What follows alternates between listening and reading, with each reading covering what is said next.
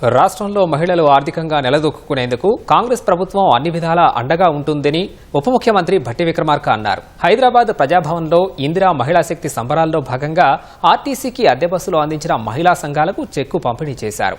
తొలి నెల అద్దె కింద 1,49,00,000 చెక్కును మంత్రులు పొన్నం, సీతక్క అందించారు. అనంతరం రచయిత శ్రీలక్ష్మి రాసిన మహిళా సాధికారత, ప్రగతి రథ చక్రాలు పుస్తకం ఆవిష్కరించారు.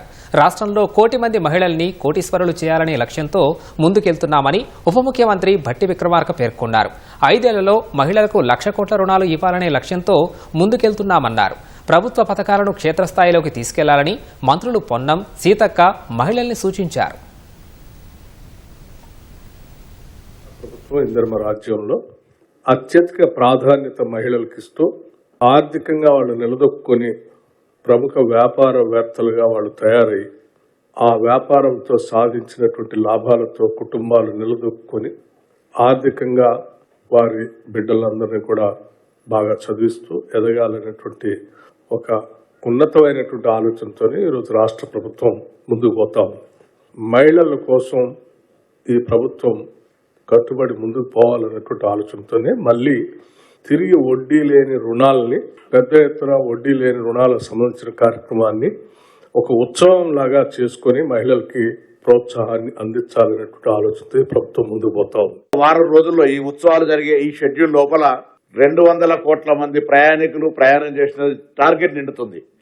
ఆర్టీసీలో మహిళలు బస్ ప్రయాణం ఫ్రీ వరకు చేసడానికే కాకుండా మేమెందుకు యజమానులం కావద్దనే ఆలోచనతోటి అందరూ కూడా కలిసి ఒక అంకురార్పణ మొట్టమొదటిసారి దేశంలో మహిళా సంఘాలతోటి బస్సులు కొనుగోలు కార్యక్రమం చేయడము, ఒక 5,000 ఆటోలను హైదరాబాద్ జంట నగరాల్లో ఈవీ ఆటోలను మహిళలకే కేటాయిస్తూ తీసుకునే విధంగా ఒక ఆలోచన చేస్తా ఉన్నాం. వాళ్ళకి ట్రైనింగ్ ఇచ్చి లోన్ కూడా ఇప్పించి ఎక్కడ ఇబ్బంది లేకుండా ఆ విధంగా ఇవ్వాలనేటువంటి ఆటోస్ కూడా ప్లాన్ చేస్తా ఉన్నాం.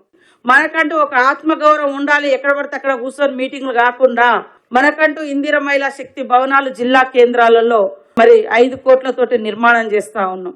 కాబట్టి మీరు కూడా అందరూ దీన్ని సక్రమంగా ఉపయోగించుకొని మీరందరూ సిరి సంపదలతో ఉండాలి.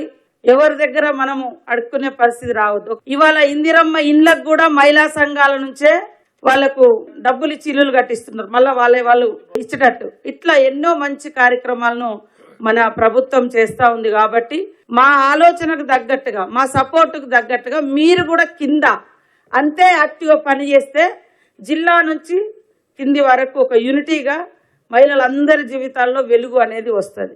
కాబట్టి ఇన్ని రకాలుగా ప్రభుత్వము మనకు సపోర్ట్ చేస్తుంది. కాబట్టి మీరందరూ కూడా సద్వినియోగం చేసుకోవాలని కోరుకుంటూ